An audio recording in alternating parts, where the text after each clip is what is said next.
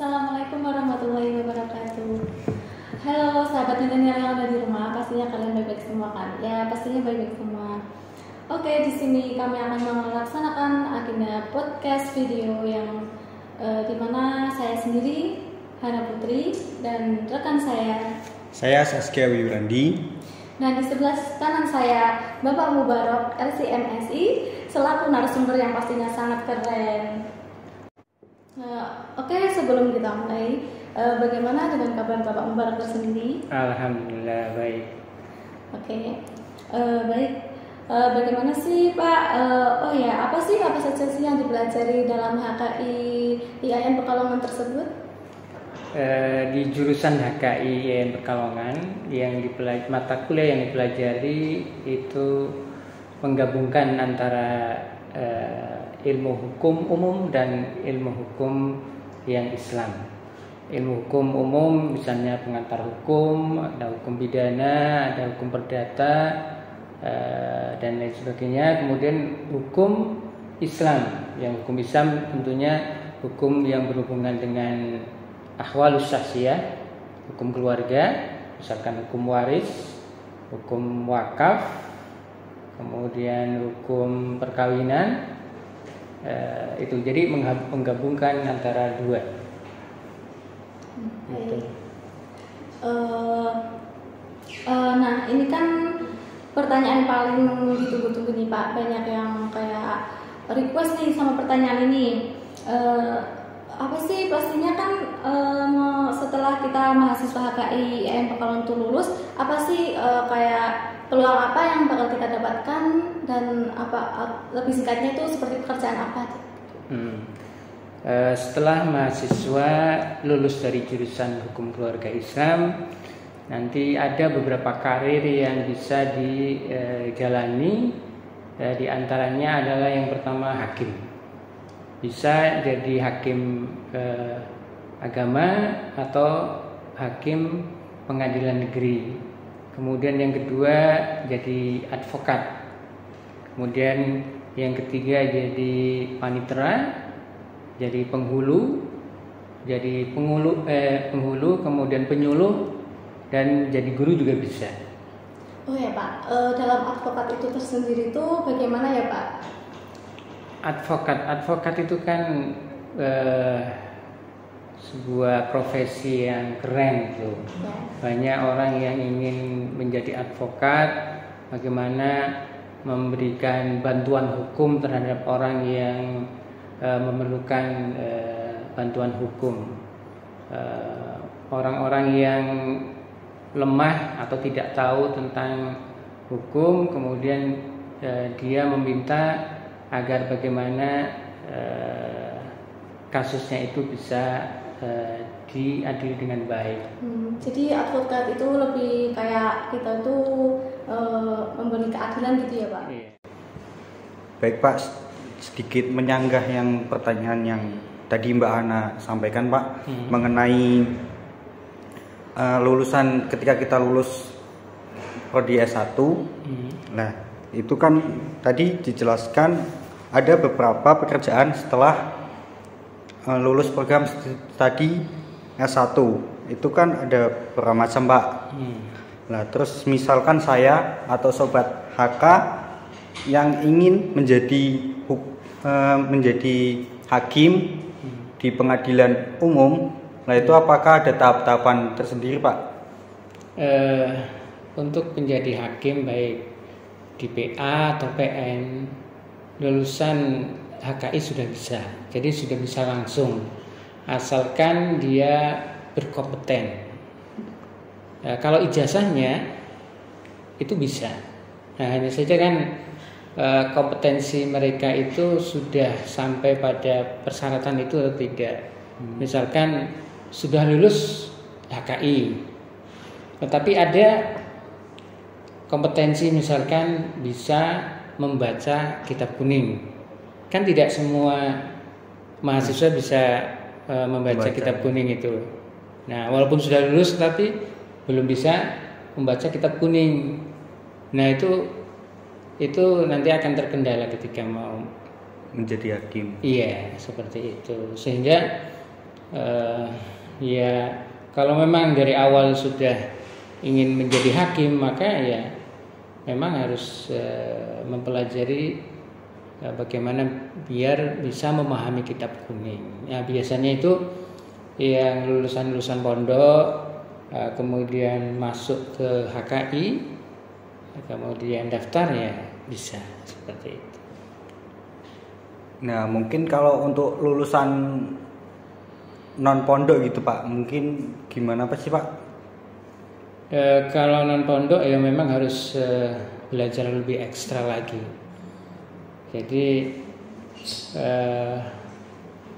kan ada bahasa Arab ke-1 dan bahasa Arab 2. Hanya saja kalau lulusan SMK misalkan, atau lulusan SMA, kemudian menempuh 2 bahasa Arab itu tidak cukup untuk bisa membaca kitab kuning, maka dia juga perlu kursus itu.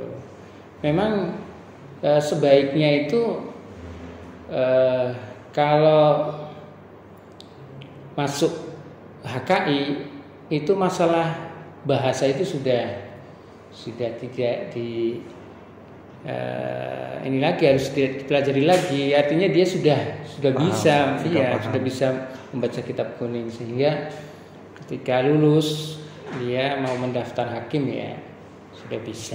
Oh, dengan Ruqyatul Hilal itu tersendiri bagaimana sistemnya ya Pak? Ya, di situ kan ada mata kuliah ilmu falak 1 pengantar dan ilmu falak lanjutan.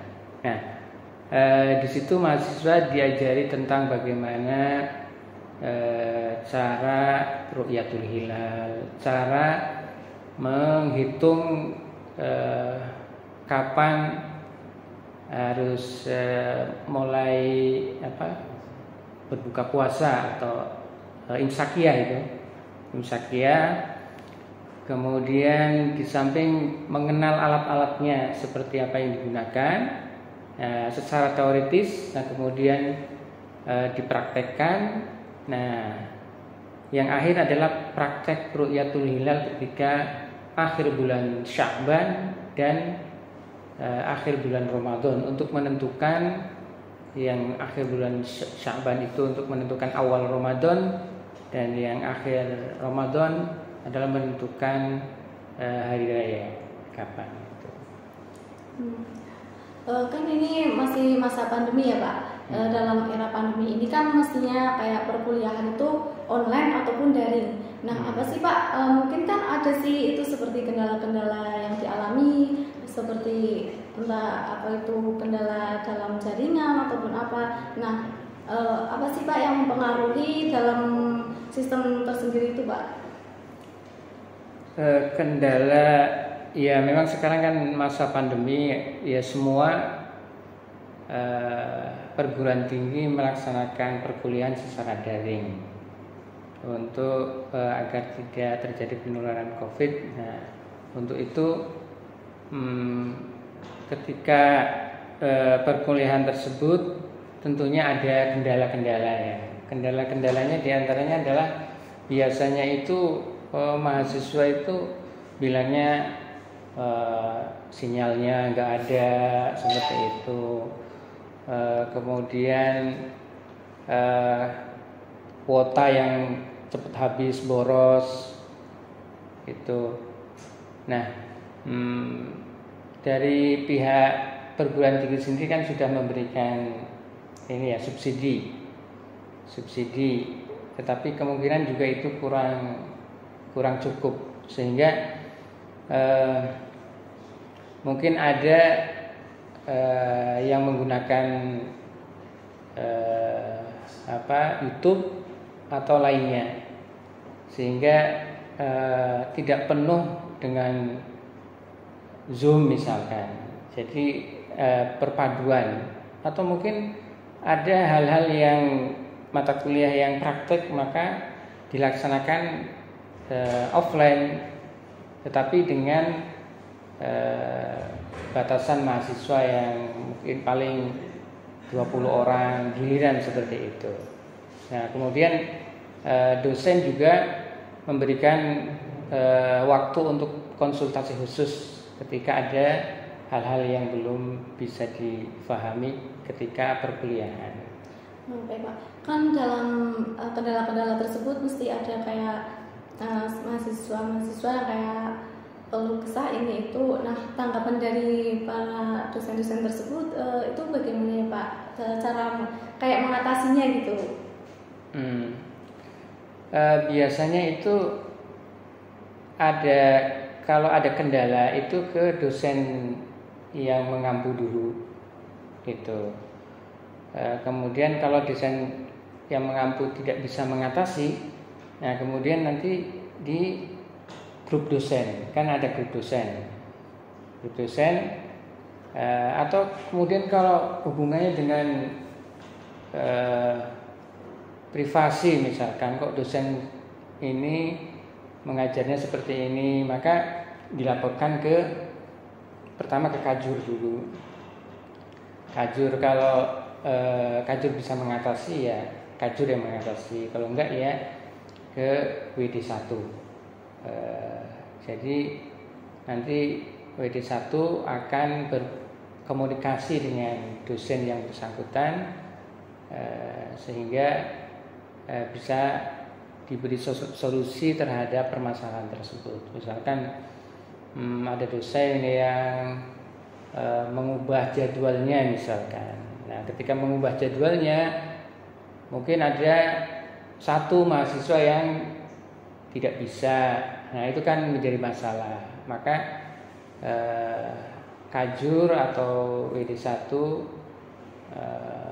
ini berkomunikasi dengan dosen yang bersangkutan. Seperti itu.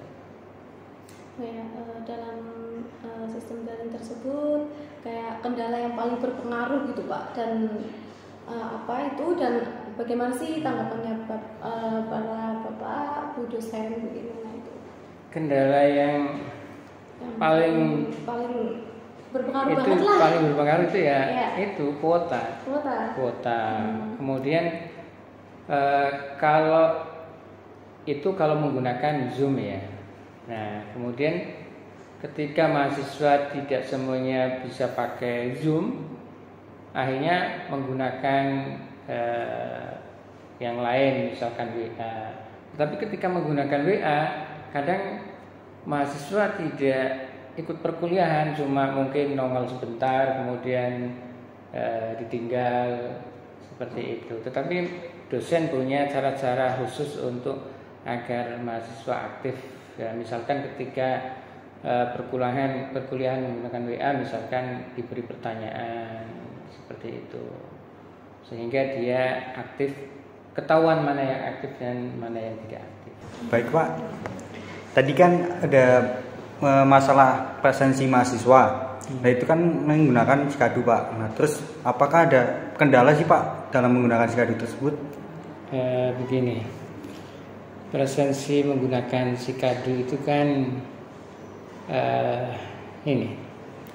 terpisah dengan perkuliahan.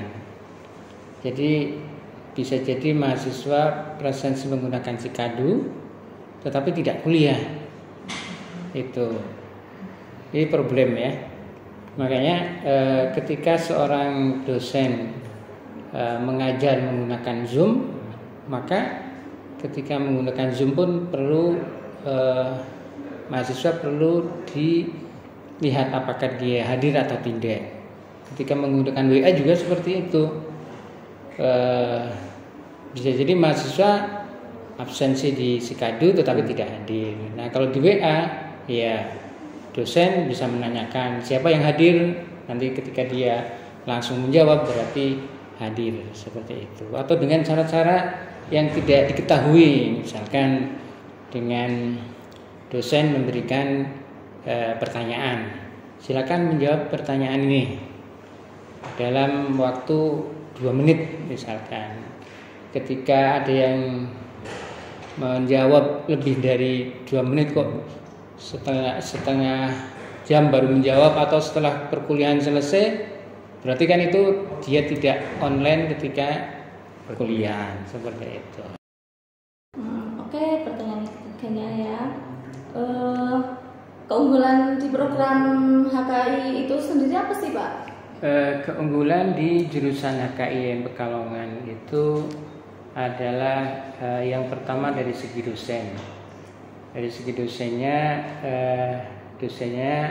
banyak yang doktor, kemudian mata kuliah yang bersifat praktis, maka yang mengajar adalah praktisi, misalkan dari PN, dari PA, itu. Kemudian kelebihan yang lain adalah praktek, banyak prakteknya. Praktek Ru'yatul Hilal, kita punya alat yang lengkap. Kemudian praktek magang nanti di PA, kemudian di PN, kemudian di KUA, kemudian praktek peradilan semu juga. Kemudian kita juga ada KKL yang berkunjung ke kantor-kantor yang ada hubungannya dengan jurusan kita. Baik Pak, mungkin ada pesan Bapak kepada para mahasiswa HKI khususnya. Oke, pesan saya untuk para mahasiswa HKI, belajar yang rajin, kemudian kuliah yang fokus, sebab banyak mahasiswa yang kuliahnya tidak fokus, jadi kuliah sambil bekerja. Nah, ketika kuliah dia ingatnya bekerja, sehingga tidak fokus itu. Nah, boleh bekerja, tetapi bekerja yang tidak mengganggu perkuliahan.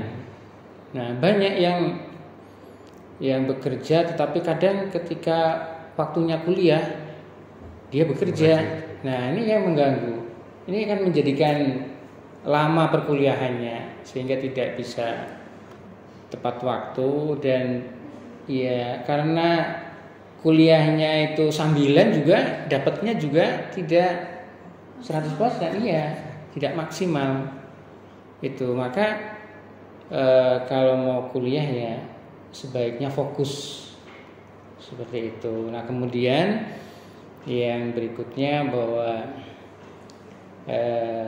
jangan mengandalkan ilmu yang ada yang diajari saja, tetapi Anda perlu belajar ilmu-ilmu yang lain.